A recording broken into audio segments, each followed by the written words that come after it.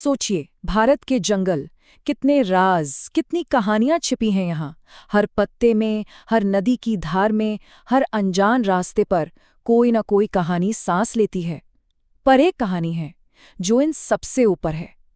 ये कहानी है उस जीव की जिसे हम इस जंगल की आत्मा कह सकते हैं। और यही बात है, ये एहसास।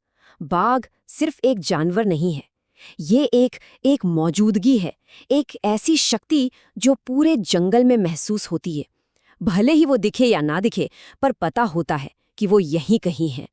तो चलिए इस आत्मा को और करीब से जानते हैं। पहले हिस्से में हम यही समझने की कोशिश करेंगे कि बाघ सिर्फ एक जानवर क्यों नहीं है, बल्कि इससे कहीं ज्यादा ये जंगल की रूह क्यों है। तो इसका साइंटिफिक नाम है पैंथेरा टाइग्रिस। ये जमीन पर रहने वाला दुनिया का सबसे ताकतवर शिकारी है।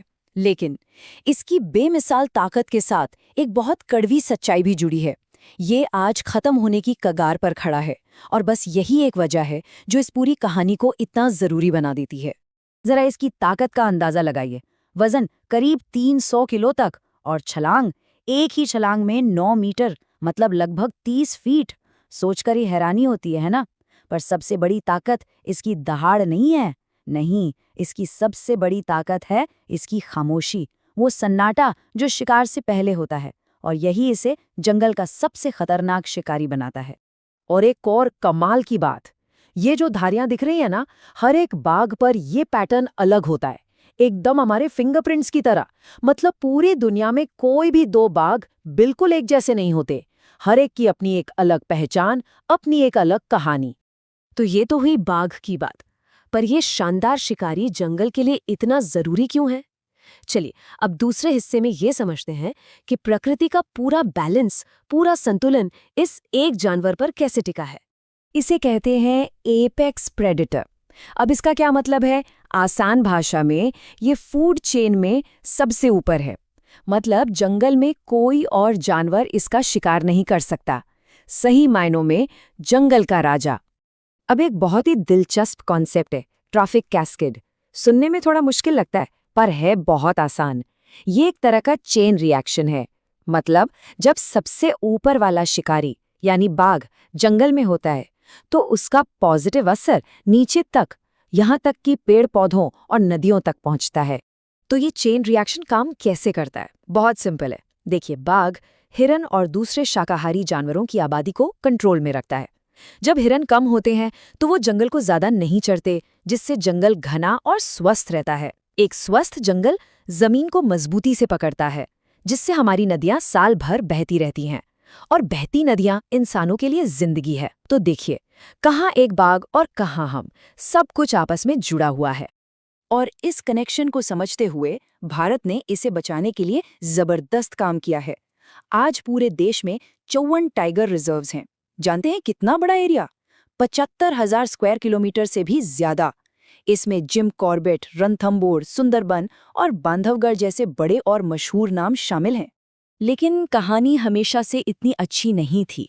एक वक्त ऐसा भी था जब ये शानदार जानवर अपने वजूद की सबसे बड़ी लड़ाई लड़ रहा था। चलिए उस मुश्किल दौर में चलते हैं।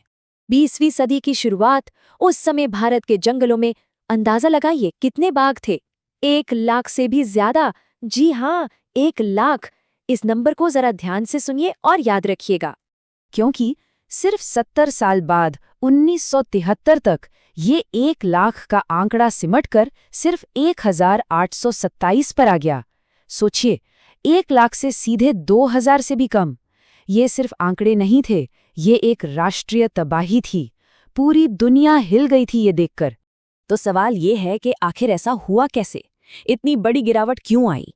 इसके पीछे 3 बड़ी वजह थीं। सबसे पहली, अवैध शिकार जो बेतहाशा बढ़ गया था। दूसरा, जंगलों की अंधाधुंध कटाई। और तीसरा, इंसानों का जंगलों में बढ़ता दखल। शिकार के पीछे का लालच कितना बड़ा था, इसका अंदाजा आप इसी बात से लगा सकते हैं कि ब्लैक मार्केट में एक बाघ की हड्डियों की कीमत 50 लाख रुपए तक लगाई जाती थी। 50 लाख! इसी लालच ने इस जानवर को विलुप्त होने की कगार पर लाकर खड़ा कर दिया था। जब सब कुछ खत्म होता दिख रहा था, उसी अंधेरे में उम्मीद की एक किरण जगी।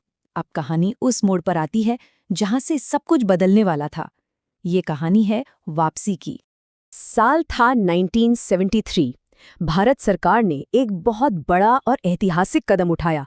प्रोजेक्ट टाइगर लॉन्च किया गया और ये प्रोग्राम आगे चलकर दुनिया के सबसे कामयाब वन्यजीव संरक्षण कार्यक्रमों में से एक बना। ये बाघों के लिए एक टर्निंग पॉइंट था। और इस प्रोजेक्ट की कामयाबी वो इन आंकड़ों में साफ दिखती है। देखिए, 2006 में हमारे पास सिर्फ 1411 बाघ बचे थे और 2022 तक ये संख्या बढ़कर हो गई 3167। मतलब सिर्फ 16 सालों में 2 गुने से भी ज्यादा। ये कोई मामूली बात नहीं है, ये एक जबरदस्त वापसी है। और ये जीत अकेले सरकार की नहीं थी, ये हम सबकी जीत थी। इसमें हजारों फॉरेस्ट गार्ड्स की दिन रात की मेहनत है, उन आदिवासी समुदायों का ज्ञान है जो जंगल को अपनी माँ की तरह समझते हैं, और उन करोड़ों आम नागरिकों का साथ है जिन्होंने इस मुहिम को अपना बनाया। तो अब हम कहानी के आखिरी हिस्से में हैं। सवाल ये है कि एक जानवर की कहानी हमारे लिए इतनी मायने क्यों रखती है? चलिए इसे समझते हैं और देखते हैं कि हमारा और बाघ का भविष्य कैसे एक दूसरे से जुड़ा है। इस पूरी बातचीत का, इस पूरी कहानी का निचोड़ बस एक लाइन में है। अगर बाघ बचा तो जंगल बचेगा, अगर जंगल बचा तो हम बचेंगे। बाघ को बचाना असल में सिर्फ एक जानवर को बचाना नहीं है, ये हमारे अपने भविष्य को बचाने जैसा है।